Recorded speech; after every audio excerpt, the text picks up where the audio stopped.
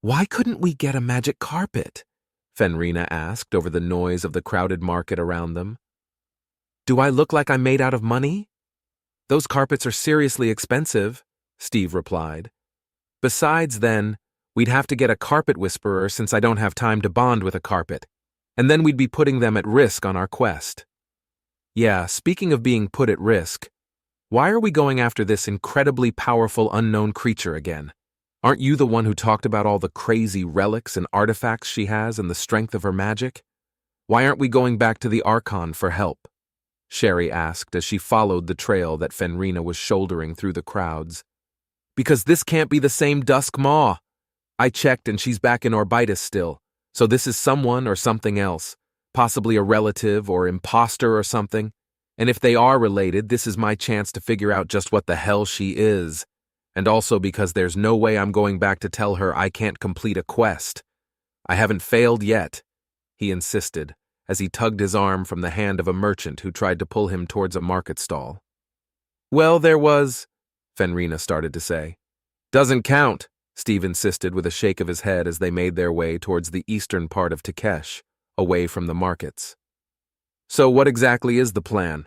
Sherry asked once they finally got free of the mass of people around the main markets and into more broad streets that lead to the city's warehouse district. The mountains shield Estroko and the coast in general from the Great Sand Sea. The boneyard is southeast of us, just at the edge of the Sand Sea, leading into the territory of the Sethubians, the people who just got pushed out of this region after invading.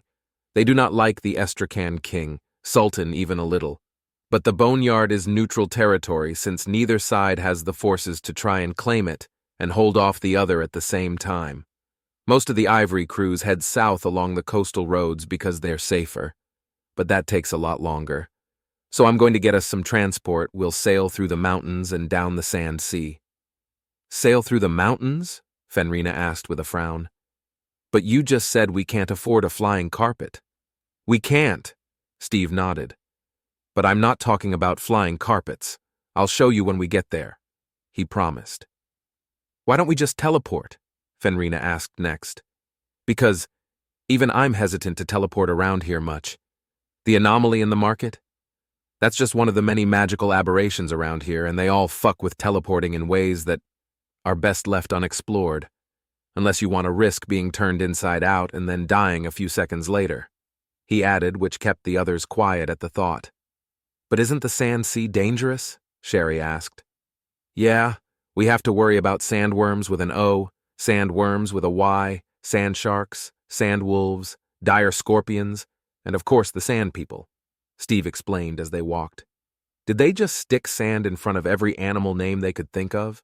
Aside from the scorpions, but then adding dire in front of it isn't really all that creative either, Fenrina mentioned. It's the Great Sand Sea. It's got a lot of sand. Steve answered with a shrug. So, are the sand people made of sand? Fenrina asked next. Sort of? Steve shrugged. It's very unclear what they are. There's possibly ruins at the center of the Sand Sea of an ancient and massive city that used to be the hub of a great empire. Somehow they possibly pissed off Kalistavan, the goddess of water, and she took all the water out of the land, creating the Sand Sea, cursing the people who lived there. But there's a lot of holes in the story, so I'm not convinced. For one, the few relics and ruins I've seen of the Sand People suggest magic construction, and since I'm only the third human mage ever, they couldn't have been humans. Could it have been those tattoo people? Fenrina asked. Jenna? Why do you always forget their name? Steve asked, to which Fenrina could only shrug.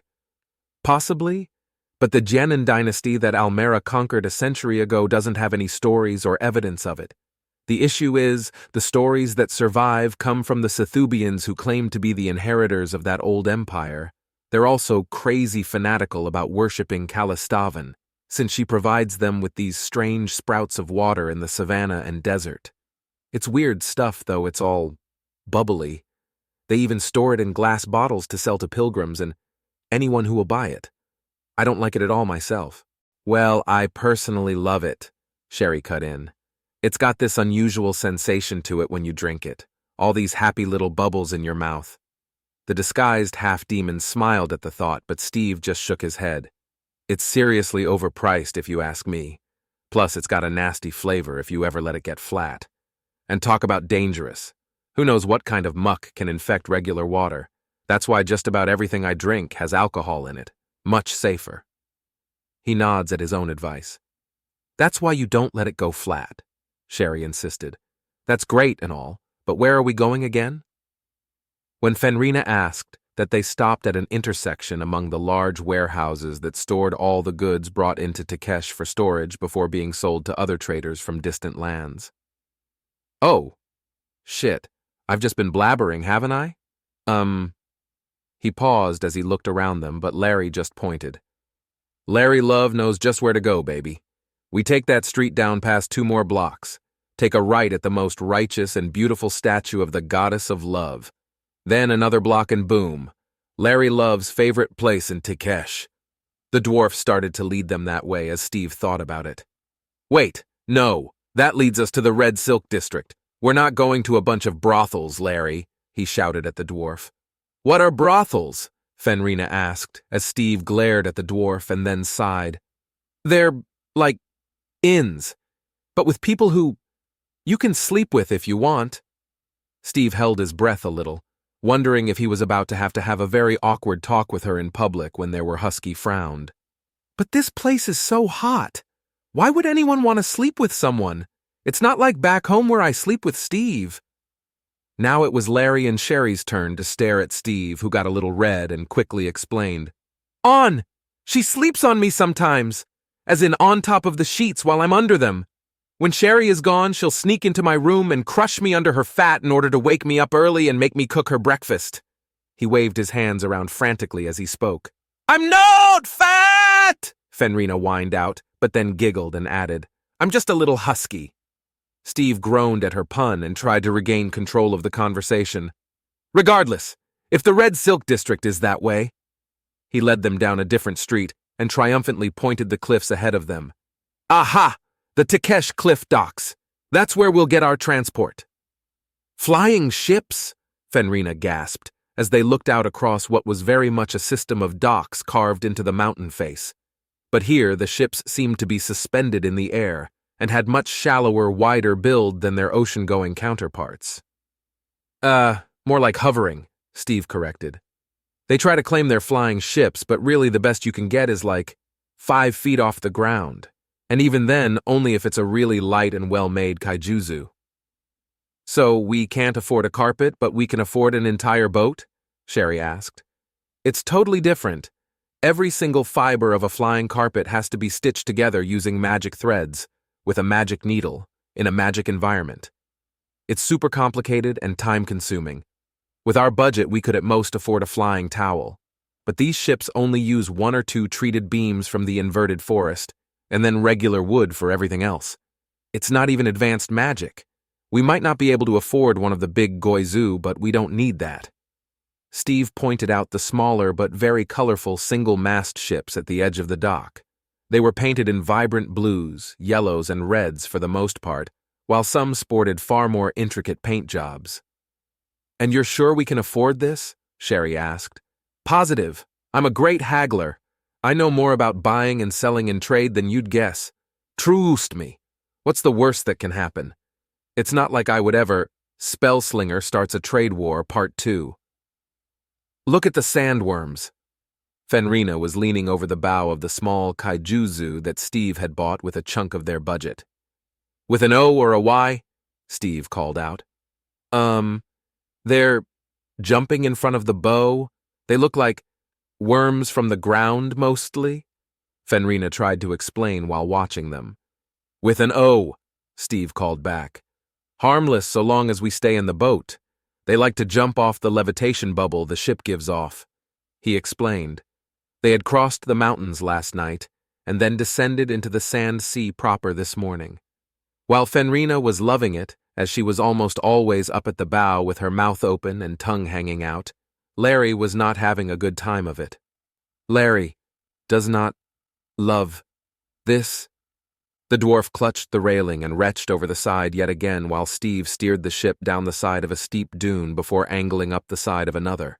I'm not sure I understand how he can get sand seasick when he never gets regular seasick, Sherry mentioned while watching the dwarf nearly turn green. I think the levitation bubble messes with him somehow. Steve replied with a shrug. But seriously, keep an eye on both of them. After Larry complained about missing out on the Red Silk District, Fenrina's been getting more curious. I'm not sure how long until I have to give her the talk about the bards and the also bards. When he said that, Sherry frowned and gave him a confused look. Do you mean the talk about explaining the birds and the bees? Now it was Steve's turn to return the confused look. What? Then he looked up at Fenrina across the ship. Hey, Fenrina, do you know what bees are? Yeah? Little flying bugs that live in a hive and make honey, she called back. And, you know what birds are, right? He called out next. Yeah, she asked, confused at the question. They're birds, like birds in general, or something specific, like Larry's black cock? Normally, the dwarf would burst out in laughter when Fenrina mentioned his pet rooster, but right now the dwarf was just desperately trying to hold down what little remained of his breakfast. Steve just shrugged and looked at Sherry. She knows what birds and bees are. Sherry just sighed and rubbed her face with her hand. No, you idiot, it's about… You know, she hissed to him. It's what most humans call it. What? Why? That doesn't make any sense. Birds and the bees? I don't get it. When I came of age, my father sat me down and gave me a talk about the bards. And the also bards. Steve explained. To tell you about sex?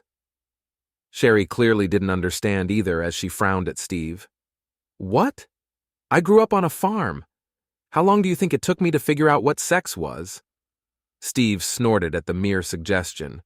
No, the talk about the bards and the also bards was to educate me on the finer points of sexual interactions on a social level, and also to educate me on various styles of devious bards and how virtually everything they do somehow relates to sex or dirty jokes. I swear the vast majority of human magic-animal hybrids are a direct result of those filthy bastards. They're worse than sailors, even. Sherry just stared at Steve for several seconds while he navigated the dunes they were sailing across.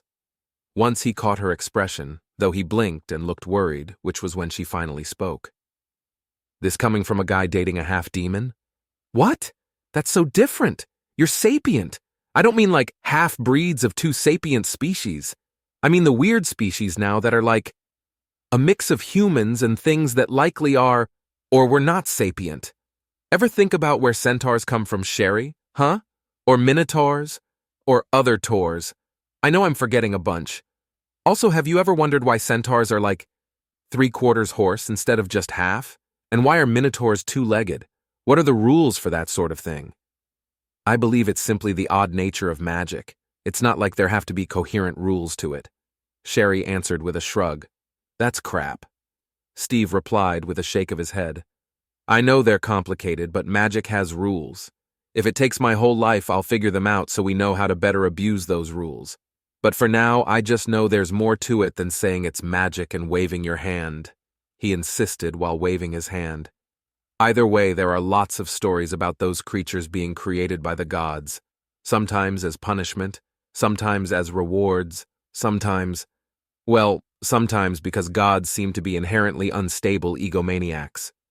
Sherry mentioned. I still don't buy it. I think they take credit for shit mortals do so they seem more powerful. Steve rubbed his chin as he thought it over, and then had to adjust the steering once more as he guided the ship across the dunes. As he kept navigating the ship, Fenrina turned to look back and called out, Hey, this is fun and all, but when do we get out of the heat? She was starting to pant a bit more than usual, which made Steve arch an eyebrow at the question. Had he taken her to some place this hot before? Sure, they'd gone to the Insumulte Islands, but they'd had the ocean nearby and it wasn't quite as bad, especially in the shade or with a nice breeze. This is what it's like until nightfall, he called back. Sorry, but it's just this hot. Oh. Fenrina trailed off for a bit, and then seemed to think of something. Hey, you brought us a barrel of water in the hold, right? Yeah, it should be fresh, but if you're worried about it, just add a bit of alcohol to a cup of it before you drink. As he suggested that, Sherry nudged him with an elbow, and he gave her a confused look. She's young, she hissed out, and Steve kept looking confused. Light alcohol, like beer or wine, Sherry called out finally as Fenrina nodded and waved before dropping down into the ship's small hold. They'd have to sleep on deck when night came since there wasn't enough space below for them all to fit. If she's just using the booze to purify the water, you do realize it's quite literally watered down, and she's 7 feet tall and a few 100 pounds, Steve mentioned. I know, but what about Astrid? Too much alcohol can't be good for young developing minds. Sherry explained as she seemed to be feeling more protective at the moment. Steve thought about mentioning how much wine he'd had as a kid, but decided against it. As they sailed on, Larry was mostly managing to hold in the contents of his stomach, but Steve began to get worried when Fenrina didn't come back up from the hold. Maybe I should go check on her, he mentioned to Sherry. Can you steer? It might be a bit bumpier, she mentioned with a bit of hesitation. Please, no. Larry gasped at the news, but Steve ignored him. I'll see if she's okay down there. Steve waited for Sherry to take hold of the wheel and was about to head down when she stopped him. Maybe it would be a good time to have the talk with her, though I'm not sure the Bards and the Also Bards is a great place to start. Steve froze as she suggested that. Why not? She's got to know about how filthy those buggers can be. So far, I've been keeping them away, but one of these days she'll run into one on her own. And who knows when she'll find one that has a thing for werewolves. Steve narrowed his eyes, already envisioning this imaginary but clearly untrustworthy bard. After a moment, though, another caught up to him. Hold on. Why should I give her any sort of talk? Shouldn't you? No, I already had a talk with Astrid about how women develop. Why do you think she never came to with questions about bleeding or other such things? Sherry huffed a bit, as if insulted he wouldn't have thought of that. I guess. I never thought about it, Steve said with a slow, worried-looking shrug. Well, I did. And you're the father figure here, so you should give that kind of talk, Sherry insisted. Father figure? How? When? What? I never signed up for this, Steve gasped out. When you brought her into the party, you accepted this responsibility, Sherry growled out, as if upset with his reaction. I went looking for a tank and I end up with a responsibility. Just great. Steve huffed. Fine, I need to get drunk before I have this talk. If I don't, I might literally die of awkwardness. He sighed, and Sherry pointed to the hold and he waved her off. I'm going, he grumbled and muttered as he walked over and dropped down into the small hold. It took his eyes a moment to adjust to the sudden darkness in sharp contrast to the bright sun up above. Oh, hey, Steve, you need something? He frowned and looked around until he thought he saw Fenrina standing behind the water barrel. But as she adjusted her arms and he heard a soft splash, he realized she was standing in it up to her chest. What are you doing in there? He gasped out. Cooling off, she said as if that should be totally clear. In our water! You can't sit in our water barrel. We needed that to drink. It's ruined, he shouted as he got closer, crouching to avoid the low beams. It's not ruined. It's fine. You said it yourself, just add some alcohol and it's safe, she insisted as he noticed her hands were tucked back a bit, out of sight for some reason behind the barrel she was in. It's not the same. You're dirty and furry. I don't want to drink dirty furry water, and… He paused when he both saw and heard a bubble rise up to the top of the water and pop. What's that bubble from? Nothing. Fenrina looked away. Did you fart in the water? Fenrina? Out! Out of the water barrel! Steve was shouting. Gotta see how much we have in the skins. That water is essential to our survival, you know. This is a desert. We can't just stop in some random town and get more. There are precious few oases. Osasisi. The hell is the plural. Whatever. We can't get more. That's why I made sure to get so much. And lots of extra rations in case. He trailed off as he began to look around for the various dried meats and other rations he'd bought when he heard Fenrina chewing on something. What's in your mouth? Nufim. He looked and saw her try and tuck one of the dried sausages back behind her back, her cheeks bulging a little.